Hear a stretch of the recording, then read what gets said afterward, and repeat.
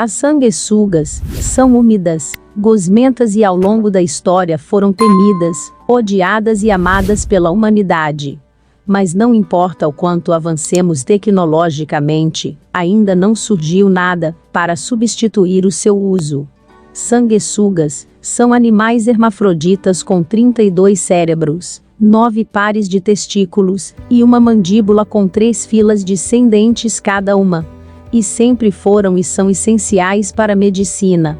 Existem laboratórios que criam dezenas de milhares desses anelídeos, parecidos com lesmas escuras, para uso em hospitais em várias partes do mundo.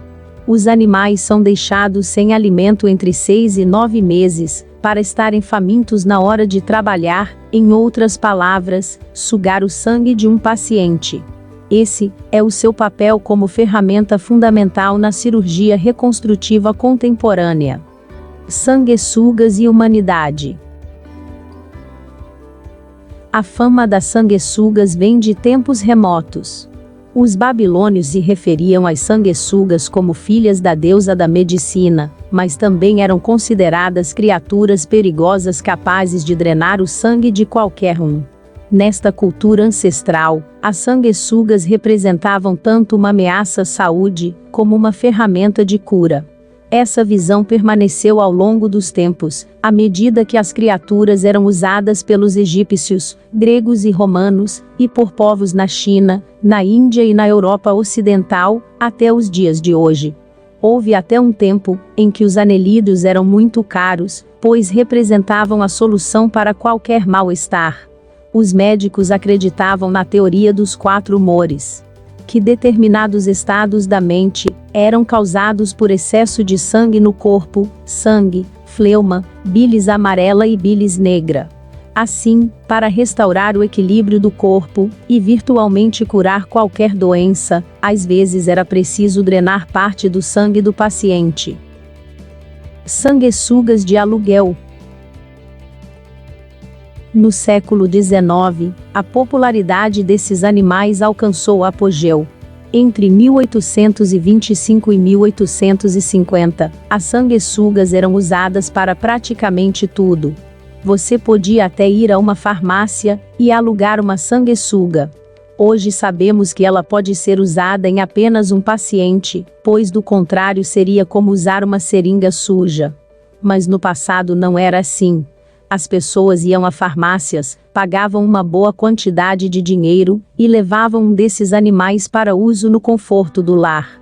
A sanguessuga deveria ser usada com cuidado, e se fosse colocada perto de algum orifício, como nariz e ouvidos, poderia entrar no corpo e causar problemas. Para evitar que entrassem no corpo, cirurgiões costumavam costurar um fio no animal. A técnica também era usada em caso de dor de dente ou infecção de ouvido. No auge da Revolução Industrial Britânica, durante a chamada Era Vitoriana, estima-se que 42 milhões de sanguessugas tenham sido usadas em tratamentos médicos. Era um mercado estimado em 1,5 bilhão de dólares por ano, aos preços do século XIX. A técnica também era usada em caso de dor de dente ou infecção de ouvido. Uso contemporâneo. A prática caiu em desuso no começo do século passado por diversos fatores. As sanguessugas chegaram à beira da extinção, os benefícios médicos do seu uso foram questionados, e a medicina começou a descobrir as verdadeiras causas das doenças. No entanto, mesmo hoje o uso dessas criaturas, embora não tenha comparação com sua época de ouro, pode ser um negócio rentável. Em 1985, uma criança de 5 anos, teve uma das orelhas arrancadas por um cachorro. Como era uma criança pequena, os cirurgiões tiveram dificuldade em recuperar os vasos sanguíneos na região afetada. O responsável pela intervenção havia trabalhado no Vietnã, onde os médicos usavam sanguessugas, e decidiu fazer desse o seu último recurso. Em uma semana ou 10 dias, usaram umas 2.000 sanguessugas, no final a criança se salvou.